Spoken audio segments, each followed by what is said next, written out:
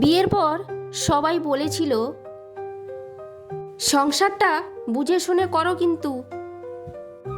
কিন্তু কেউ বলেনি কিছু সংসারে বুঝে গেলেও বাঁচা যায় না।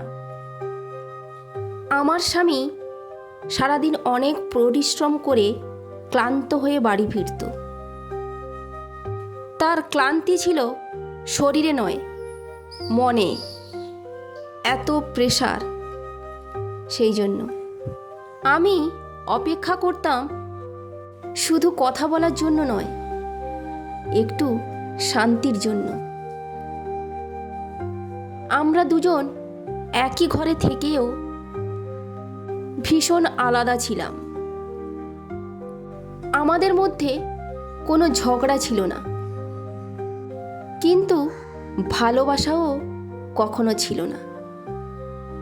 আমি চুপচাপ রান্না করে যেতাম, টেবিলে বসে চুপচাপ খাওয়া দাওয়া হয়ে যেত।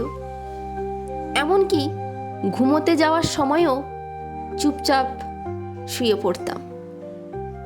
আমাদের মধ্যে এই চুপ থাকাটাই একদিন ভারী হয়ে উঠল। আমি জানালার পাশে দাঁড়িয়ে ভাবতাম, নিজেকে আমি প্রশ্ন করতাম, এই জীবনটা কি আমার? আমার স্বামী আয়নার দিকে তাকিয়ে ভাবত, আমি কবে থেকে এমন হয়ে গেলাম?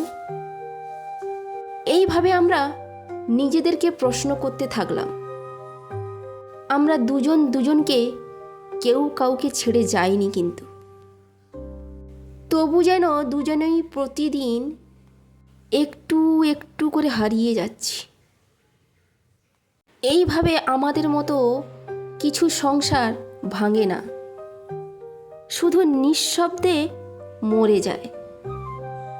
এই গল্পের কাহিনীটা একটা দিদিভাই ও দাদাভাইয়ের সত্যিকারের লাইভ কাহিনী।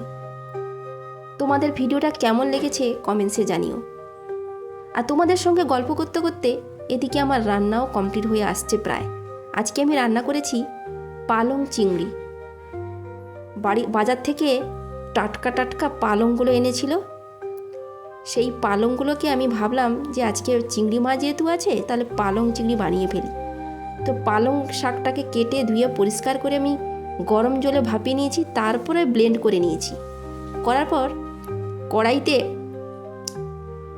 5 ফোড়ন, পেঁয়াজ, কাঁচা লঙ্কা দিয়ে ভালো করে মশলাটাকে কষে নিয়েছি। তারপর পালং শাকটাকে দিয়ে নাড়াচাড়া, পালং শাকের পেস্টটাকে দিয়ে নাড়াচাড়া করেছি। তারপর ওপর থেকে চিংড়ি মাছগুলো দিয়ে ভালো করে নাড়াচাড়া করেছি, আর ওপর থেকে জিরে গুঁড়ো ও ঘি দিয়ে দিয়েছি। আর তোমাদের ভিডিওটা কেমন লেগেছে কমেন্টসে জানাও। Bye bye.